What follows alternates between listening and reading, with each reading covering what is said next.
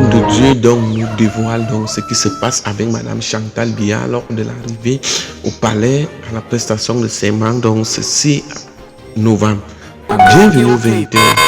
Qu'est-ce qui va donc se passer en Afrique comme avec vous, Madame et Monsieur? Rebonsoir à tous et bienvenue pour African politicians are the richest in the world. This is the richest continent on earth. But our people, ironically, are the poorest. So that in many African countries today, we may claim and talk about democracy, but many African countries are led by kleptocrats, thieves. But we are never angry for some reason. We still celebrate thieves. We call them our thieves. Which then begs the question, if the 21st century is going to be the century that defines Africa's future, are we on the right track?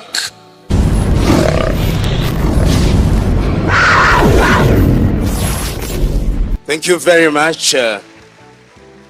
Let me begin by thanking the leadership of the African Youth Leadership Forum, with whom I've had association for a long period in their various activities in different parts of the continent of Africa. Let me also thank the good doctor. It is many years ago, in 1989, when we first met, and he has performed spectacularly well in molding young people. Let me also thank the good professor and the country coordinator of AYLF. It gladdens my heart to be present here and to very simply remind you of what is said on a daily basis. On a daily basis, we are reminded that Africa is the youngest continent. On a daily basis, we are reminded that this is the continent with the greatest prospects. On a daily basis, we are reminded that paradoxically this is the richest continent on earth, but our people, ironically, are the poorest.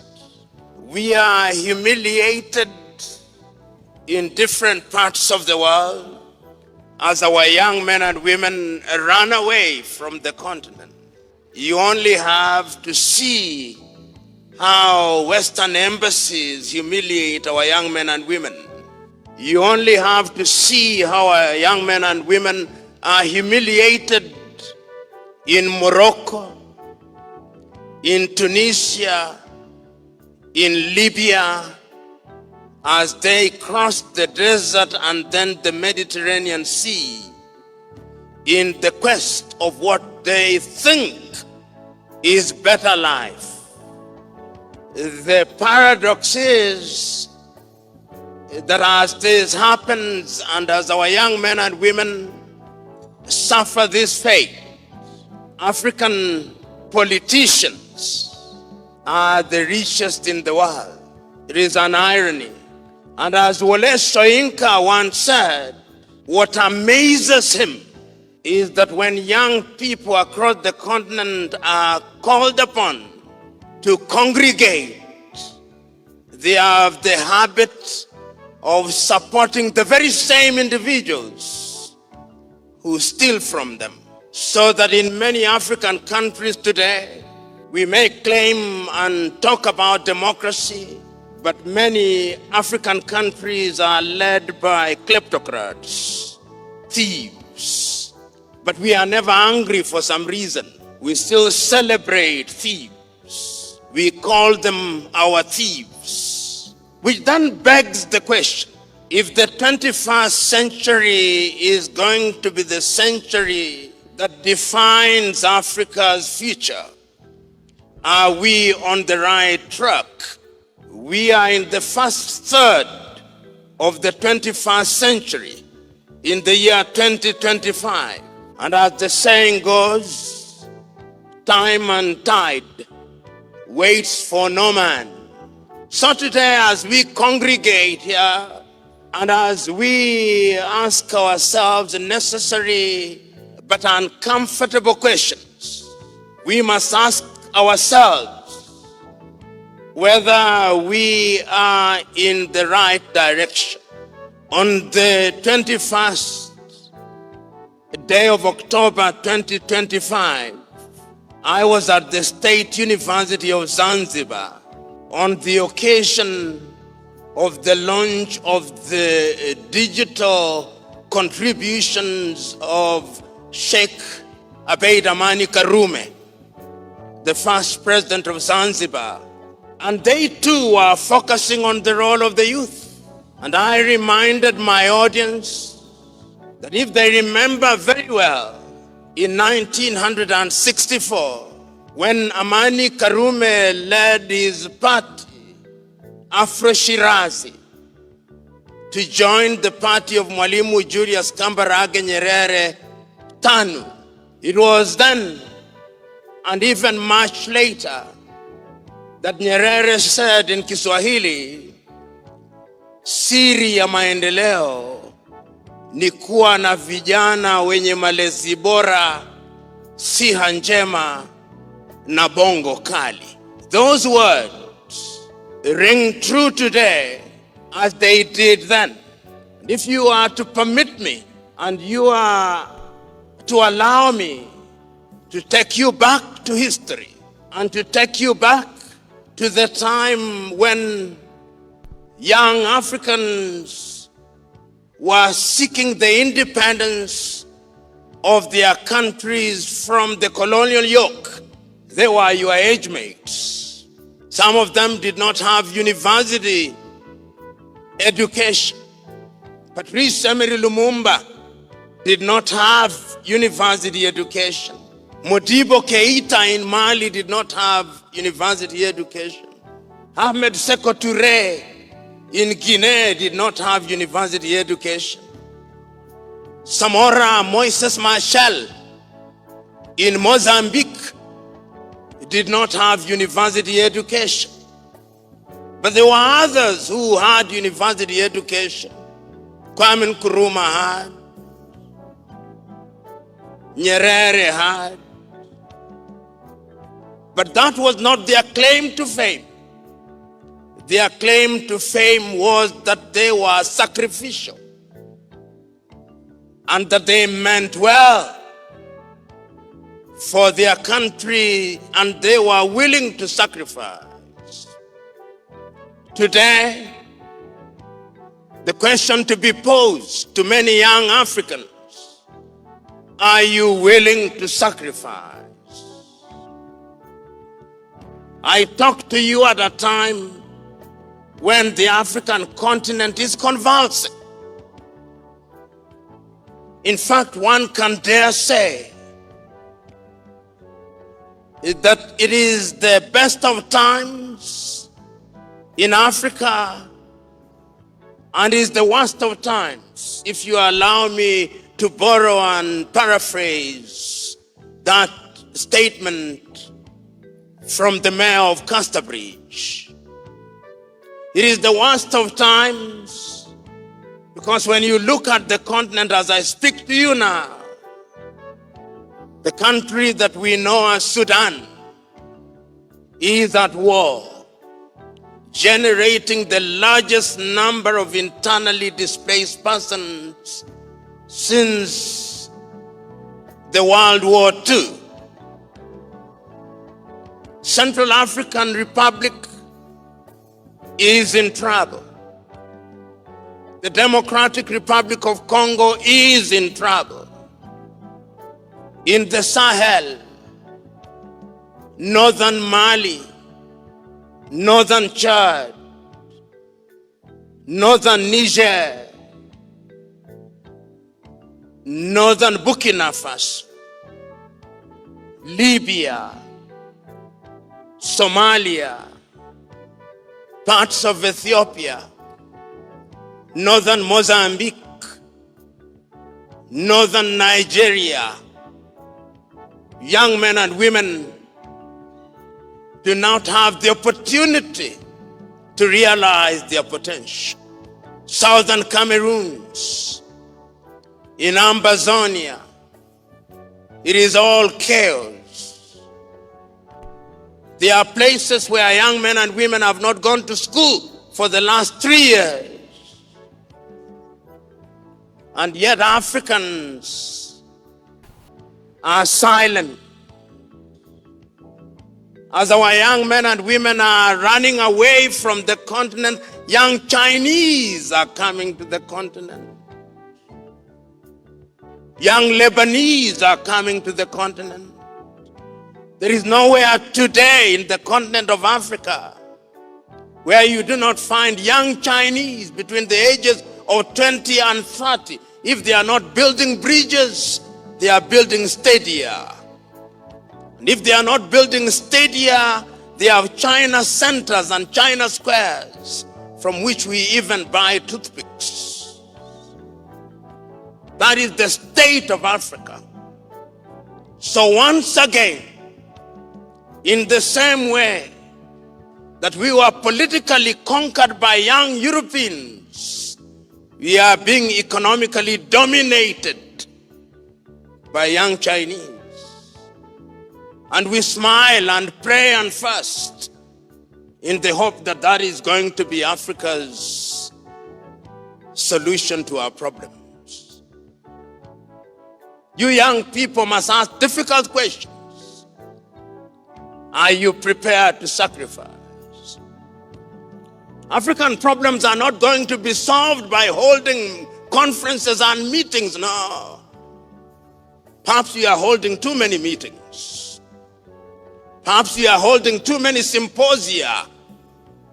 Perhaps the time now is to hold symposia, workshops, and seminars only to evaluate what we have achieved in agriculture, what we have achieved in medicine, what we have achieved in artificial intelligence. Perhaps the time is now. As Ali Mazrui famously said, Africa is infamous for producing what she does not consume and consuming what she does not produce. The time is now to reverse that. And if that is going to be reversed, it will be on the shoulders of young men and women. But those young men and women must have a dramatic mental change. Many years ago, Samora Moises Machel, then in the forefront of the struggle to defeat the Portuguese in Mozambique, told his audience, if Mozambique and Africa are to realize their potential, the tribe must die. And he told his audience, when I say the tribe must die, I'm not for 1 minute suggesting that we should not celebrate our cultural and linguistic diversity. But we must not allow the tribe to define how we look at things. Unfortunately, we live in a country called Kenya, where everything we look at is from a tribal prism. You go to universities in Kenya, some universities, and students organize themselves around tribe. In the 21st century, they have organizations for Kikuyus, for Luos, for Kambas, for Kisis, for Merus, for Embus, for Pokomos. In the 21st century, how primitive can a people be? until the day that we liberate ourselves from those chains and manacles, we'll never realize our potential. We live in a country today where when a cabinet is constituted, people ask how many from our tribe. When judges are appointed, people ask how many from our tribe. When doctors are appointed and lawyers, we ask how many have graduated from our tribe. Merit is sacrificed at the altar of primitive ethnicity.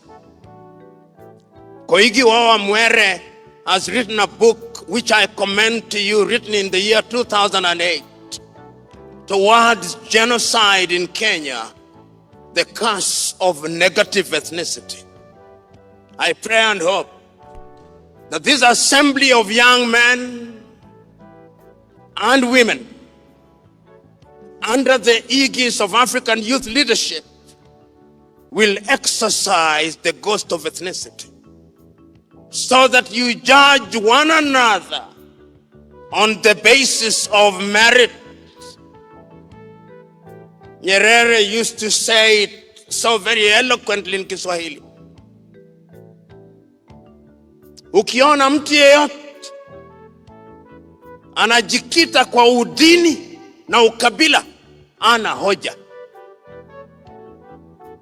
And he went on to say, ikiwa Afrika itaendelea, lazima Waafrika wajifunze kupambanisha hoja, na hoja safi itashinda na itarutubishwa na Afrika itainuka. I pray and hope that this assembly of young men and women here present will not allow themselves to be enticed by the spirit of ethnicity as the basis of making judgments. You know, Africa is begging and asking, where are my young men and women who will serve me? Africa is asking, where are my young men and women who will be doctors in whom we have faith? Where are our young lawyers in whom we have faith? Where are our engineers in whom we have faith? Where are our teachers in whom we have faith?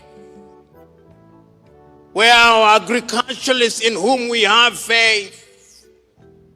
Africa is asking and looking. For the moment, it appears that Africa cannot find those men and women. So that when we have cases as Kenyans, we get lawyers from outside. Our good friend and my kinsman, the late Raila Odinga, may he rest in peace, had to seek medical help in India.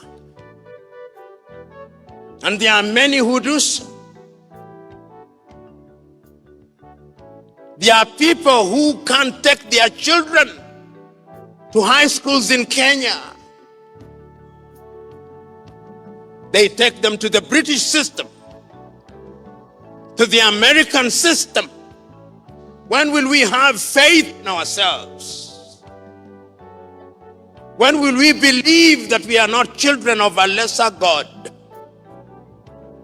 When will we stop believing that prayer and fasting alone can do the things that technology needs?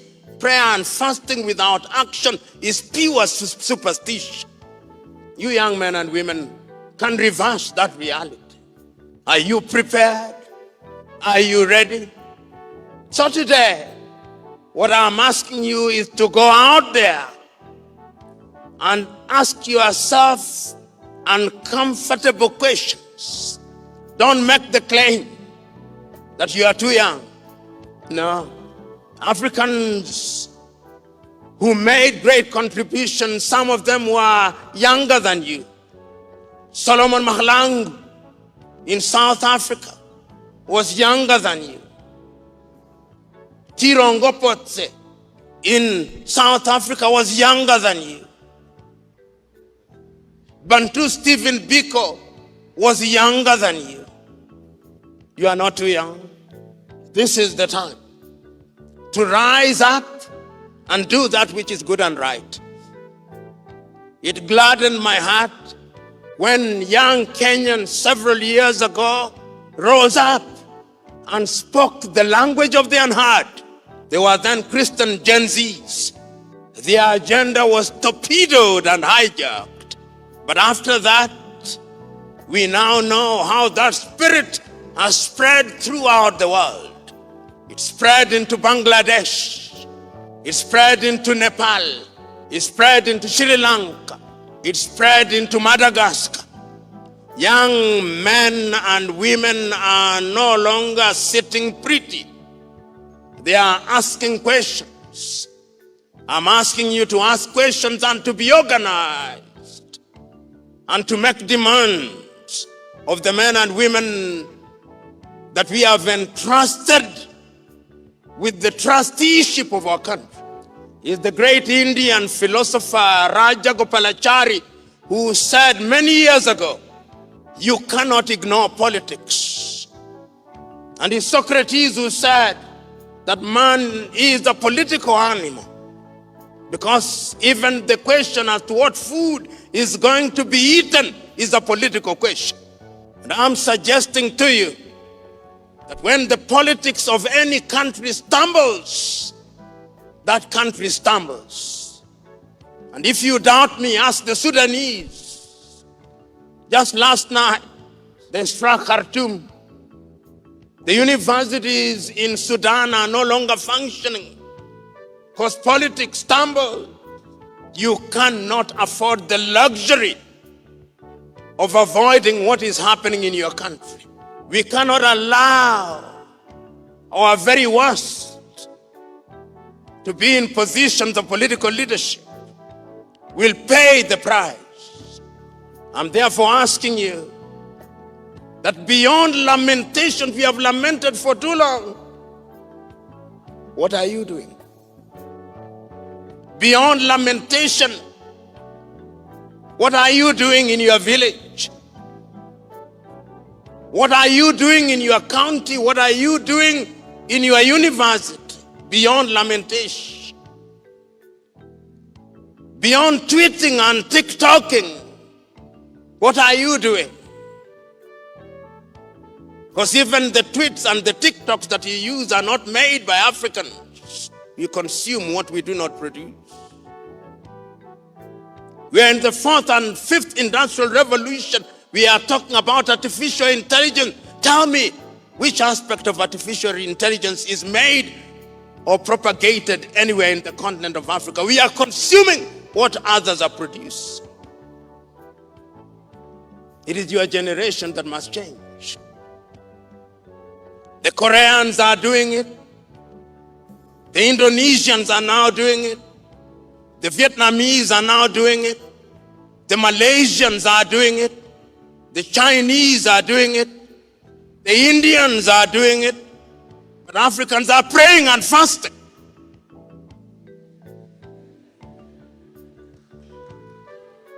When you drive from Nairobi to Thika, you count the number of things that are called churches. They have run short of names. The time is now for us to think differently.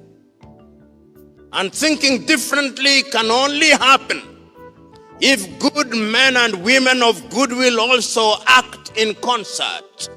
And that is why I commend the African Youth Leadership Forum, because you have recognized that you must come together. South Sudan. The Greeks divided their society in the following way. There were those whom were called idiots. Then there are tribalists and citizens. The idiots don't care what is happening.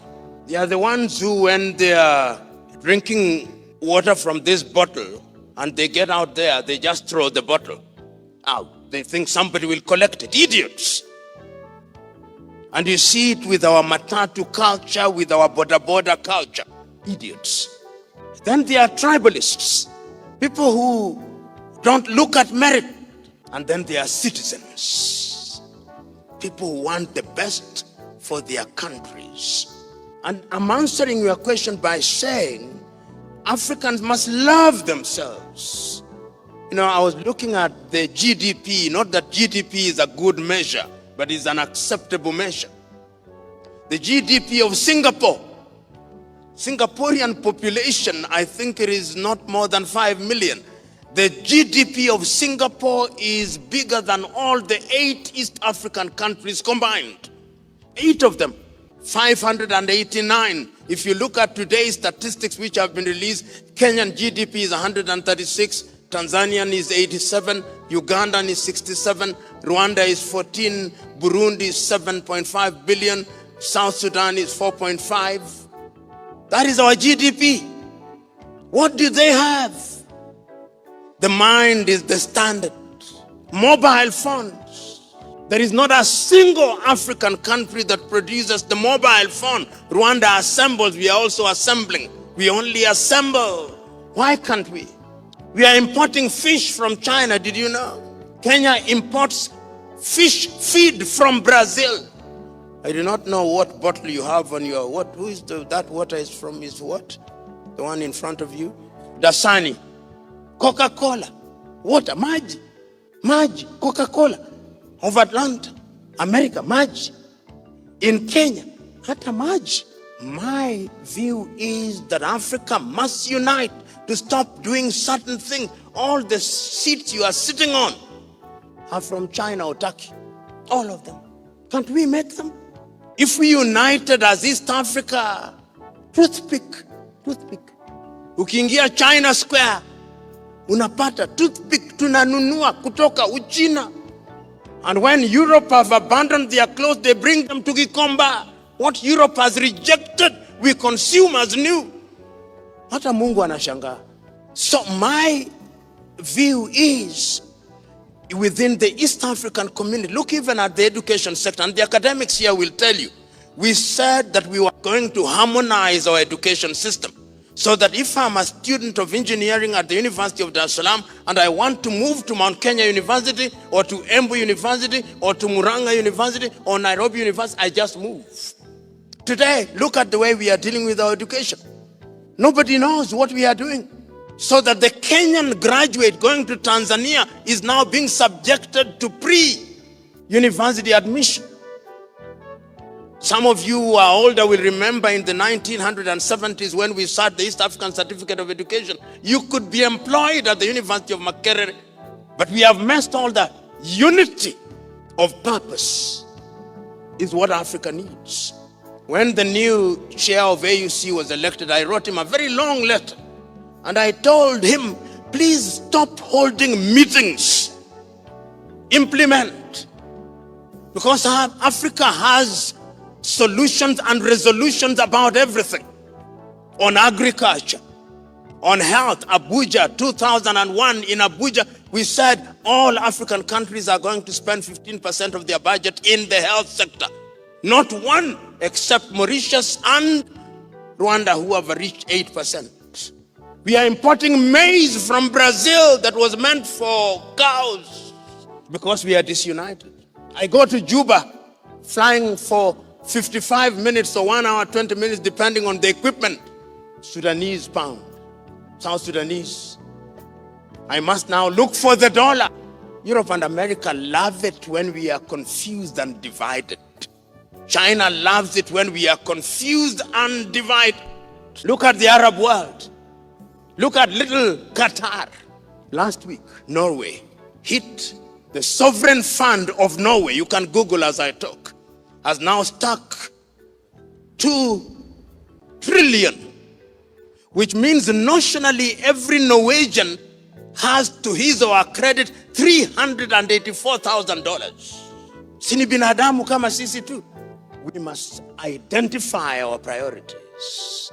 Unfortunately, we don't. And until the day that we identify our priorities, we are going nowhere. We now are talking about the Konza technology. The South Koreans are very deeply involved, but will there be transfer of technology after they leave? Then perhaps we will not have it. We are talking about, as I speak to you now, the university, public university, have been on strike for almost a month. That is a national crisis and emergency. Have you heard our parliament meet that there is a national crisis? No, instead we are talking about elections which are 1.5 years away, and our young men and women are not going to school, which means those who had acquired scholarships are losing them. Nobody cares. Recently at one of the universities here, a medical student who had gone into a 5-year course graduated after 9 years. When you now go for your postgraduate, they're asking you, how did a 5-year course take 9 years and you have an upper, second and first class? What was happening? You are repeating every year. Nobody cares because your political class take their children to Europe and America and Australia and Malaysia and South Africa. They don't care. And it's true of every African country, except for very few. Second question you are asking, how can we stop interference? Interference will always be there. It is our duty to resist. It is in the nature of the world and the nature of humanity that there will always be an attempt at interference. Sometimes, I do not know whether you watched the United Nations General Assembly when the world leaders were addressing the assembly. When the President of the United States of America was addressing the assembly and he was insulting everybody. Everybody was there, Africans shaking their heads and they are being insulted. When President Mahama was delivering one of the most iconic speeches, the President of Ghana, they had gone, it was empty, they were shopping. How can we grow? The fault is with us. We have blamed others for too long. The time now is for us to take responsibility. What could we have done better? The question that I want you to do when you leave here, you are not going to change the world dramatically. You are not going to part any Red Seas. Start by changing your village. What are you doing in your village? What are you doing in your immediate space? Luther King put it very well. If you can't run, walk. If you can't walk, crawl, but keep on moving. Let it be said of you that because you came, we are slightly better. The young man, the final question asked, what must we do? When you are doing the right thing, you attract criticism. When people are not criticizing you, know that you are doing nothing. There are people who will hate what you are doing because it is good and they're saying, why is it not me who is doing it? But you must be at peace with your conscience. Don't be too clever. Don't be too self-righteous. I want you to read 2 poems before you leave here. I hope they'll be read to you. One of them is by Rudyard Kipling, a poem that you know so very well, if somebody will get it. The next poem that I want you to read is the poem entitled Fear by the Lebanese American Khalil Gibran. Who can get Khalil Gibran and you read the poem, then I shut up. Khalil Gibran. The poem is Fear.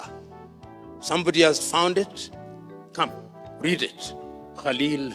That's one of the greatest poems I've ever read. Khalil Gibran. Fear. Read it as if you are reading a poem. Yeah, please. Read it. Yeah, just read it. Okay. Let me read. It is said that before entering the sea, a river trembles with fear.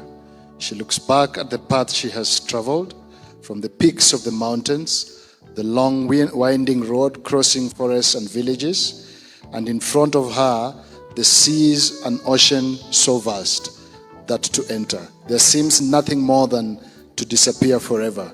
But there's no other way. The river cannot go back. Nobody can go back. To go back is impossible in existence. The river needs to take the risk of entering the ocean, because only then will fear disappear. Because that's where the river will know it's not about disappearing into the ocean, it's but of becoming the ocean. And the point I want to make when you talk about fear, when you are doing things, there'll be moments of doubt. As you move, you'll ask yourself, am I doing the right thing? And then you discover that you cannot go back. In a manner of speaking, you've crossed the Rubicon and burnt your boots. You think, am I going to be drowned? Then you think I'll disappear. Then you discover that you become part of a bigger thing, because in order to create a forest, you need every tree. In order to create the ocean, you need every droplet. You are all droplets. The ocean is AYLF. Swim in it. God bless you. C'était horrible. On les exploite, ils ont des forêts, on plie leur bois. Ça sort là-bas en cascade. Lorsque vous regardez les camions de bois qui sortent du sud, vous avez pitié. Et vous regardez l'état de route, vous avez pitié. Vous avez pitié d'eux. La réalité, c'est que les Écambétiens ont un amour. Ils aiment l'être humain. Ils aiment l'être humain. Ils n'aiment pas le matin. Ils ne t'aiment pas parce que tu as l'argent, tu as ceci. Ils t'aiment en tant que toi. Et ce sont des valeurs qu'on a perdues à l'Ouest. À l'Ouest, on t'aime parce que tu as quelque chose. On t'aime parce qu'on profite derrière toi. Les petits ne connaissent pas ça. Les Écambétiens ne connaissent pas ça. C'est ce que vous appelez un quoi. C'est une personne qui t'aime vraiment. C'est une personne qui on les a fait passer pour des gens qui étaient tribalistes, qui n'aimaient pas les étrangers chez eux. Non. Non, c'est pas ça. On nous a menti. C'est pas ça. C'est pas ce que les journaux nous ont dit. C'est pas ce que Facebook nous a dit. C'est pas quelques égarés qu'on paye. C'est pas quelques égarés qu'on paye sur les réseaux sociaux pour venir vomir le tribalisme. C'est pas quelques égarés. Et dans le métier qu'on voyait, on les a monnayés sur les réseaux sociaux pour venir vomir le tribalisme. Ce n'est pas eux. Afin de faire croire que les Écambétis sont trop tribalistes. Et je vous dis, jusqu'au fond, j'étais au village Ngok, à Bamayo. Oui, Ngok, à Bamayo, il y a les maisons des Bamilekés là-bas. Les Bamilekés ont construit là-bas. C'est le village à l'intérieur de Ngok.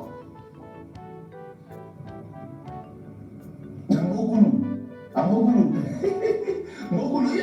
je vous dis, il y a les Bamilekés là-bas. Pêle-mêle.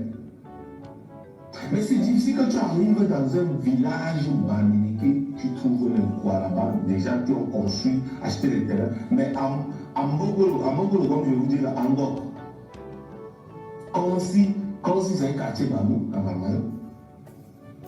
À Obala, il y a le quartier bamileke carrément, où ce n'est que des bamileke construits partout. Partout, ce sont des gens accueillants.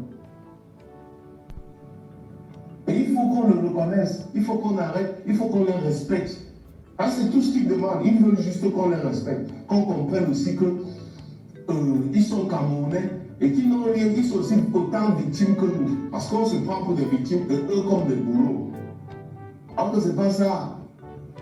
Je vous dis, il y a les villages et Cameroun, il n'y a pas de lumière, il n'y a pas de courant. Il n'y a pas de courant. Mais lorsque la revanche soit trouver un village qui n'a pas de courant, il n'y a pas de route, il n'y a rien, ils sont victimes.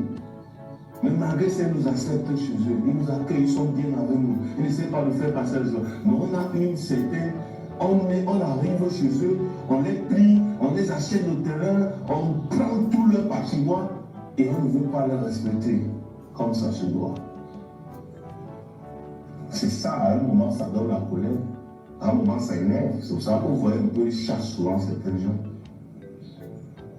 C'est casse de boutique et là-bas, c'est voilà les écarts. Bon, après, est-ce que chasser les gens, le rapport de. ramassé les boutiques. Et là, ils avaient ramassé les pareils des jus comme ça. Ils ramassent les pareils des jus. Eux, là, ils ramassaient les biscuits. Les biscuits dans les boutiques. Donc, vous faites fort. Déjà, on devait savoir que si je n'étais pas Bamoun, si je n'étais pas Bamoun, je devais être un poids. Moi, je devais être boulou, étone, surtout les étoiles ou les éolos, ou bien éolos. Je devais être entre les trois, ça c'est clair. Mais on va prendre un peu ce commentaire. Ça fait fort d'entendre la vérité venant de la bouche d'un Camerounais qui vient du côté de l'Ouest. En réalité, ce qu'on a, on a fait passer les quoi, les Écambétis comme des gens qui profitaient au Cameroun, comme des gens qui avaient détruit au Cameroun. Non, c'est pas eux. Ils ont poigné des gens, ne confondez pas une poignée des gens qui font un truc à eux. Ils ne voient pas clair. Allez dans leur village, allez dans leur village, ils n'ont même pas de route, ils n'ont pas de maison. Les maisons que nous on a à l'ouest, ils n'ont pas. Vous faites des villages des Écambétis. Si vous voyez des villages, des maisons bien construites, la plupart des temps, ce sont les gens qui sont venus construire, c'est pas eux. Ils n'ont pas. C'est vrai, il n'y a pas. Et d'ailleurs, vous avez vu, ils sont allés dans un village là,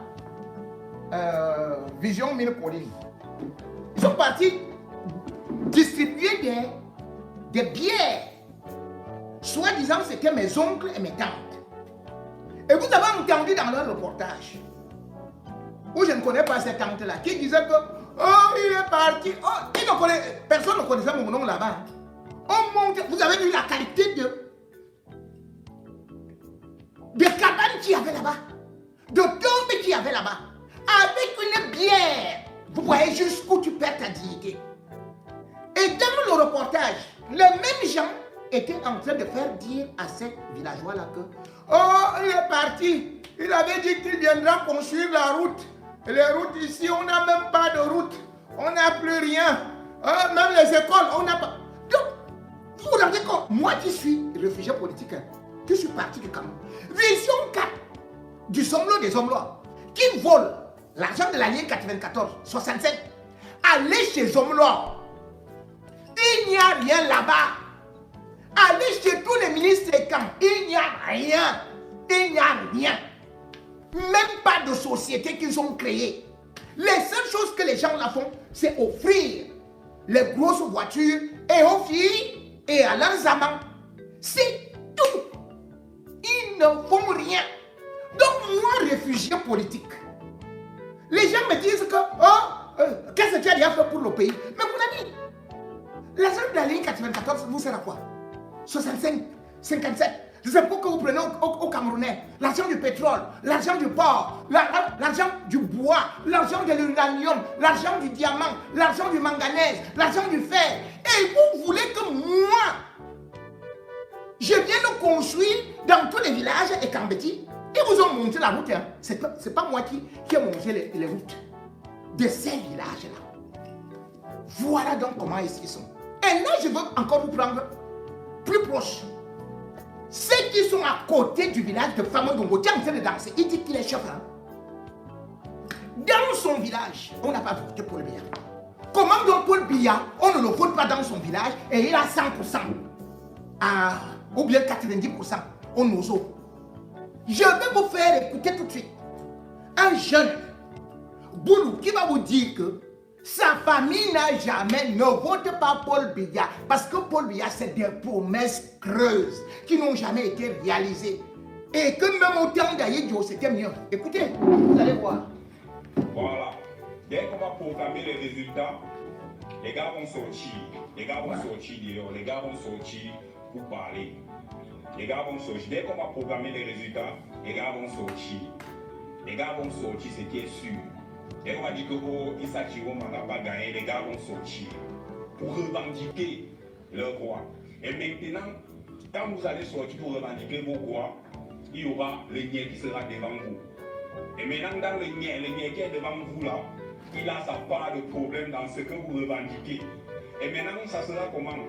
Ça sera comme si tu veux défendre un enfant, mais l'enfant t'empêche à le défendre. Ça sera un peu ça, et ce n'est pas de leur faute. Voilà. Ce qui va continuer à se passer, c'est quoi? Moi, je suis au sud, Cameroun, Bonou de Bolova. J'ai voté Issa Chiroma Bakary. Voilà, je suis au CRA. Quelqu'un qui connaît bien les Bolova. Voilà, je suis au CRA. J'ai voté Issa Chiroma Bakary Boulot, 100%. Vous entendez? Attends d'abord.